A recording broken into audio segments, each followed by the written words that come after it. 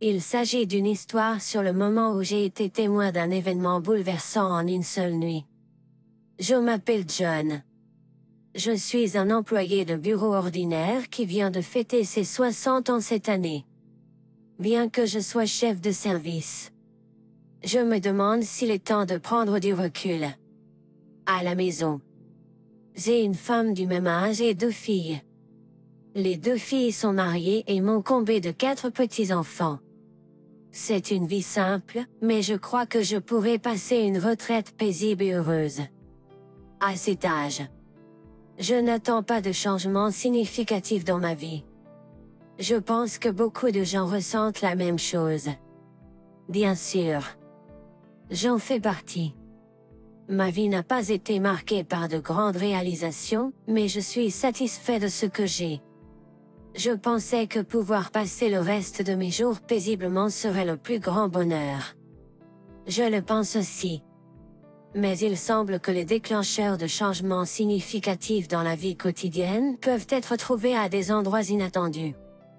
Dans mon cas, c'était une réunion d'anciens élèves.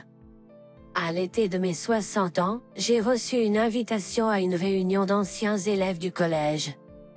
En y réfléchissant, je me souviens vaguement avoir discuté de la possibilité de réunion à nos 60 ans lors de notre remise de diplôme du collège.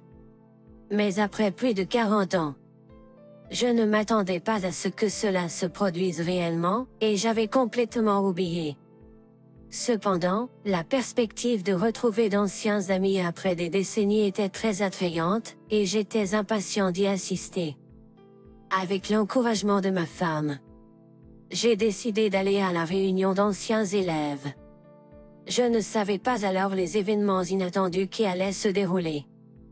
Quand je suis arrivé dans la grande salle privée du restaurant qui accueillait la réunion, j'étais l'un des premiers à arriver. Une seule autre personne était là. Ayant vu pour la dernière fois l'un l'autre lors de notre cérémonie de passage à l'âge adulte il y a 40 ans, je ne pouvais pas reconnaître qui c'était. Quand j'ai timidement parlé, l'autre personne a dit ceci. Mike, ah.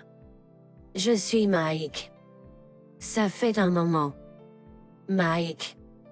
Entendre ce nom. J'ai ressenti un souvenir désagréable que j'avais presque oublié refaire surface.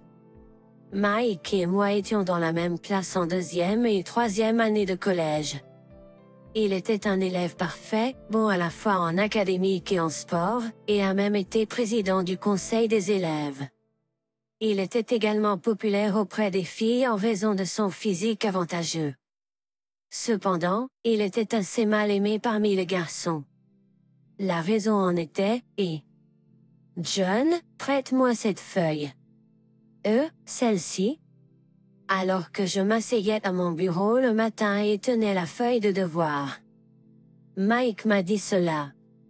Il a presque pris de force la feuille que j'avais, a effacé mon nom écrit dans le champ du nom, et a écrit le sien à la place.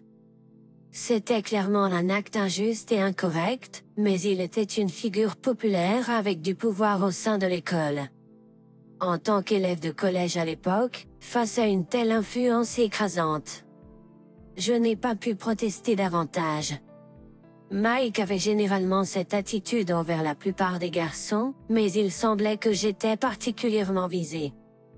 On me demandait souvent d'effectuer des tâches inutiles au magasin de l'école, mon déjeuner était jeté, et parfois on me prenait même de l'argent. Mais il était intelligent. Il n'a jamais fait quoi que ce soit qui laissait des preuves, maintenant sa position jusqu'à la remise des diplômes.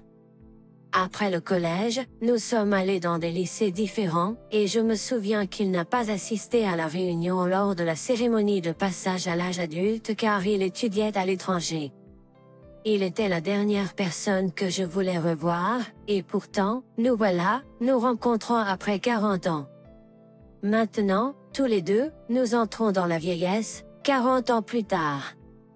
Je ne voulais pas croire que l'intimidation enfantine se reproduirait, mais la peur ancrée dans mon cœur a fait involontairement tendre mon corps. Ignorant ma tension.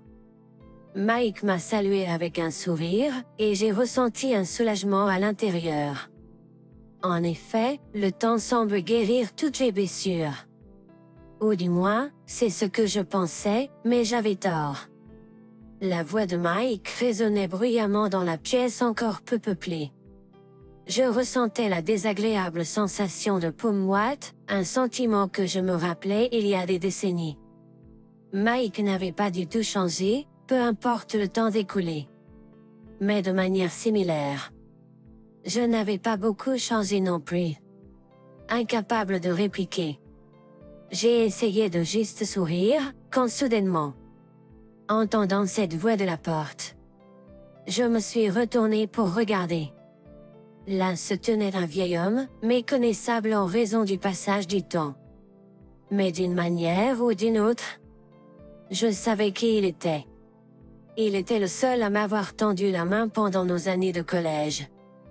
Édouard, est-ce toi? Édouard avait toujours été gentil avec moi quand j'étais rabattu car je ne pouvais pas tenir tête à Mike. En regardant Édouard et moi, Mike a ri et a dit « Ah! Je me souviens maintenant. » Le duo terne prétendant être amis. Même après 40 ans, tu n'as pas changé d'un iota, menant de telle vie de bas niveau. À 60 ans, je n'aurais jamais pensé ressentir le besoin de me prouver ou d'éviter de perdre face à quelqu'un. Mais en étant parlé sarcastiquement de cette manière, je ressentais un mélange de frustration et de honte. Mais je n'ai jamais été doué pour répliquer. Édouard, étant une âme gentille, n'a jamais argumenté et s'est simplement éloigné tranquillement de Mike, et nous avons essayé d'oublier l'incident ensemble. La dynamique n'avait pas changé facilement avec le temps. Édouard a répondu d'un ton remarquablement calme. Surpris. J'ai regardé Édouard. Il semblait que Mike était tout aussi surpris et a rapidement répliqué. Mike avait toujours été doué pour frapper là où ça fait mal. Mais Édouard, contrairement à moi, semblait différent maintenant. Édouard a dit cela avec fierté. Mais Mike a continué, être forcé de prendre sa retraite déjà à une époque où l'âge de la retraite est de 65 ans. C'est la preuve que tu es inutile. Arrête de faire semblant déjà. Mike a lancé ses paroles avec mépris, mais ensuite d'autres camarades de classe sont arrivés, et la conversation s'est arrêtée là. Dans le passé, j'aurais seulement ressenti de la frustration, mais maintenant c'était différent. La présence d'Édouard m'a procuré un certain soulagement. Au final, ce fut une agréable réunion. Tout le monde était si âgé que nous ne pouvions pas nous reconnaître jusqu'à ce que les présentations soient faites. Au fur et à mesure que les verres se vidaient et que la soirée avançait, nous avons lentement retrouvé nos anciens sentiments. Bien que cela ait commencé par ouvrir de vieilles blessures. J'étais content d'être venu. J'ai fini par m'asseoir à côté d'Édouard pendant toute la durée de l'événement. Nous avons parlé de ce que nous avions fait pendant le temps où nous ne nous étions pas vus. Nous avons parlé de ce que nous avions fait, travail, famille. Nous n'étions pas bavards à l'origine, mais après 40 ans, nous avions des conversations interminables. Édouard avait changé à bien des égards, comme le fait de pouvoir tenir tête à Mike, mais sa nature fondamentalement gentille et douce était restée la même. C'était quelque peu rassurant. Alors que la soirée touchait à sa fin, Mike, enhardi par l'alcool, a commencé à se vanter bruyamment de ses exploits. Bien qu'étant quelque peu distant d'Édouard et de moi, Mike, peut-être encore affecté par l'incident précédent, a continué à attirer notre attention.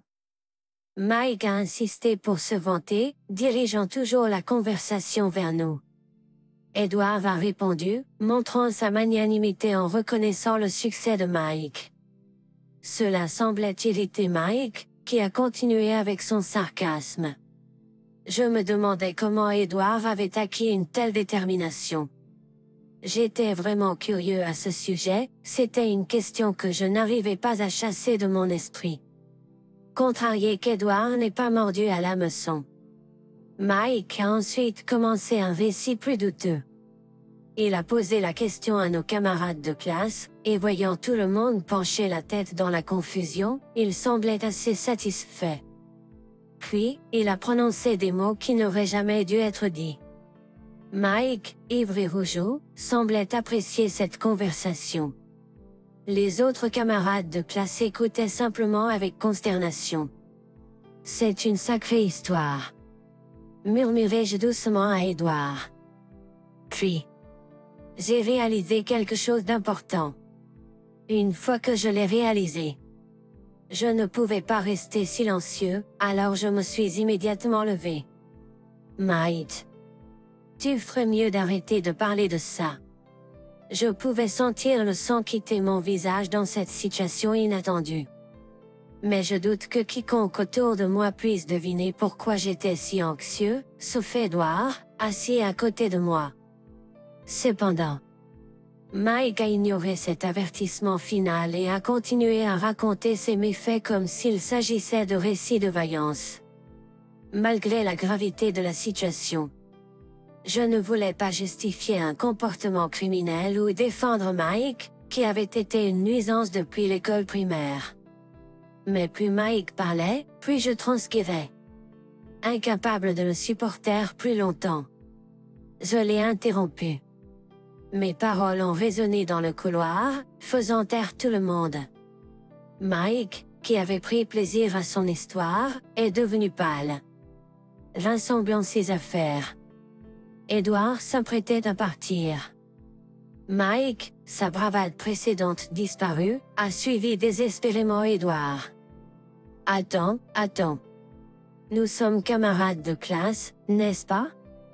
C'était juste une blague pour détendre l'atmosphère. S'il vous plaît, pardonnez-moi. Je vous en prie.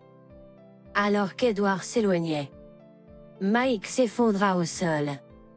Plus tard, la société de Mike a été perquisitionnée par la police. En effet, ils ont trouvé des preuves d'évasion fiscale, comme il l'avait vanté, ce qui a conduit à son arrestation. J'ai entendu parler de cela lorsque j'ai rencontré Édouard plus tard. C'est alors que je lui ai posé une question qui me taraudait. Comment avait-il acquis une telle force de volonté? L'idée qu'Édouard, qui n'avait qu'une éducation de niveau collégial et des résultats moyens, soit devenu un haut responsable de la police m'avait initialement choqué. J'étais profondément intéressé par ce qui lui était arrivé après avoir obtenu son diplôme d'études secondaires. Et sa réponse fut quelque chose que je n'avais jamais imaginé. Impossible, c'est exagéré. Je suppose que je dois moi-même être un peu plus fort. Les pensées profondes d'un ami censé être proche de moi, s'étendant sur des décennies. Savoir cela m'a rendu incroyablement heureux. Une fois que vous atteignez l'âge de 60 ans, il est facile de penser que la vie des gens ne change plus de manière significative. C'est ce que je croyais. Mais j'avais tort. Les chemins que nous empruntons au cours de nos 60 ans de vie, pour le meilleur ou pour le pire, divergent. Et cela est probablement la même chose que nous ayons 70 ou 80 ans. Alors, je continuerai à suivre un chemin droit, même s'il est ordinaire, un chemin dont je ne serai pas honteux devant les autres. Retrouver un vieil ami m'a fait réaliser cela.